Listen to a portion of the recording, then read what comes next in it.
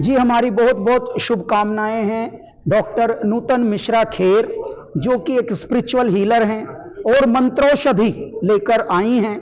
देखिए, कहने के लिए ये सौंदर्य प्रसाधन के उत्पाद कहेंगे हम इनको, परंतु इसको हम उससे भी ज्यादा necessity of the body, mind and soul, इन तीनों की ये आवश्यकता है। अच्छा, जब आवश्यकता होती है तभी आविष्कार होते हैं।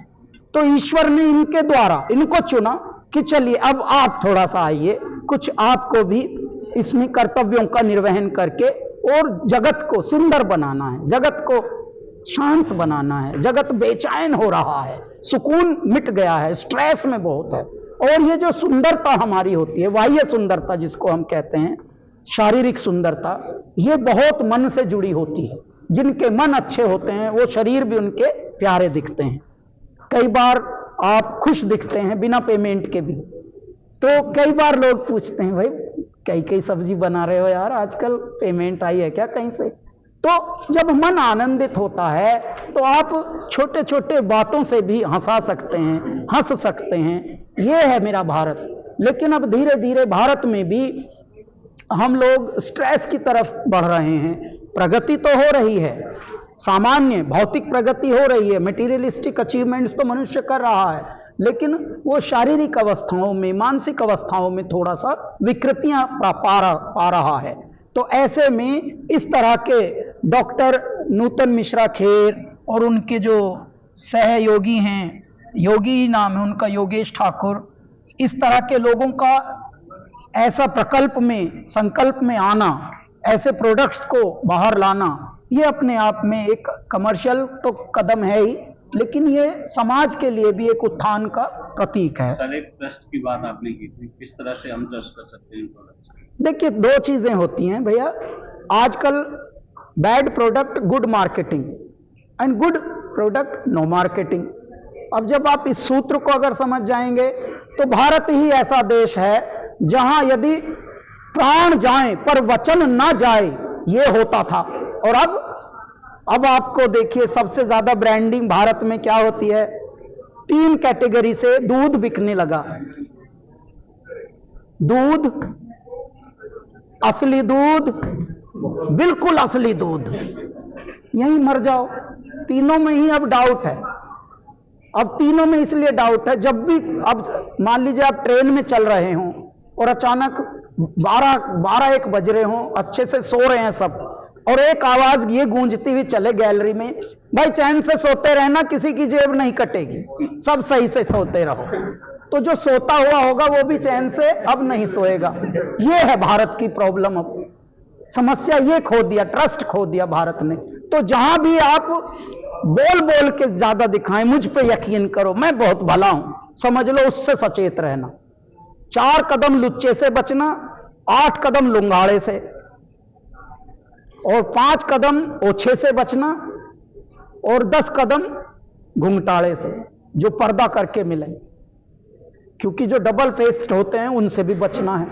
तो इस तरह की जो मार्केटिंग है उसकी बजाय जो सच है, जो मंत्रोषधि ये लेकर आई हैं, और इस तरह का प्रोडक्ट है, इसकी वेबसाइट है paramamrit.com, www.paramamrit.com, ये वाली वेबसाइट है। बहुत ही सिंपल है। देखिए, दुनिया टेक्नोलॉजी ने बहुत निकट ला दी।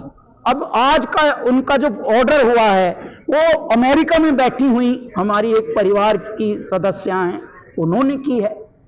तो मैं हैरान हुआ हूं कि बुके भिजवाने के चक्कर में थी वो। मैंने कहा बुके भिजवाने के चक्कर से तो और भी अच्छा है, कुछ और क्रिएटिव करो। तो उन्होंने पहला ऑर्डर कर दिया। शायद, मतलब हो सकता है अमेरिका से पहला ऑर्डर हुआ हो, लेकिन कितना प्यारा लगा। यही सब होता है। तो जिस प्रकार से आवश्यकता इस पृथ्वी पर आती है, उसी प्रकार से मेरे दाता आविष्कार भी लाते हैं। हम सामान्यतः बड़े जी पूछते हैं, पहले भूख आई या भोजन? तो बड़े बड़े ज्ञानवान जो हैं वो अटक जाते हैं। ज्ञान का मतलब ही कंफ्यूजन है।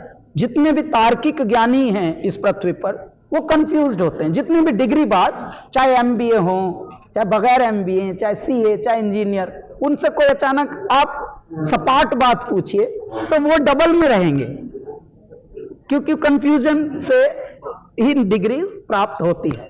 कंफ्यूजन में रहो, कंफ्यूजन बांटो तो आप बड़े ज्ञानवान हैं। तो हमने जब ये पूछा इसी प्रकार की संगत से कि भैया पहले भूख आई या भोजन, तो उनमें मिक्स आंसर आने लगे। अच्छा, जबकि हमने तो ए या बी ही पूछा है, कितना आसान है भाई, या तो तू बी को बोल या फिर ए को बोल, बस। जब एक ही मिली है जिंदगी, सोच मत चाहे आर हो या पार हो। सोचने में और महसूसने में वही अंतर है। तो जो साधक होते हैं वो महसूसते हैं, वो सोचते नहीं। तो उसके बाद हमने उत्तर बहुत सारे कंफ्यूज्ड को दिया। पहले भोजन आया, भूख बाद में आई। कैसे? ये कैसे तय होता है? जब आपके परिवार में कोई बालक आना होता है, भले कितना भी दरिद्र परिवार हो, कितना भी गरीब परिवार हो, कितना भी अमीर हो, वो पहले उसका प्रबंध करते हैं। भाई बच्चा आ रहा है, उसके लिए थोड़ा ये कर लो, उसके लिए पालना भी एक बनाना है, उसके लिए थोड़े छोटे कपड़े भी रखने हैं। ये पहले से प्रबंध रखता है मनुष्य, जिसकी जितनी चादर है। तो मेरे परमपिता परमात्मा भी सृष्टि का निर्माण करने से पहले उन्होंने बोला, भाई मैं सृष्टि का निर्माण कर रहा हूं तो पहले भोजन उतार दो। तो उन्होंने पहले फल वृक्ष उतार दिए, कल्प वृक्ष जिसे हम फल वृक्ष कहते हैं, हे धड़ाधड़ पहले उतारे, बाद में भूख को भेजा कि भूख अब तू जा, देखते हैं तुझ में कितना दम है।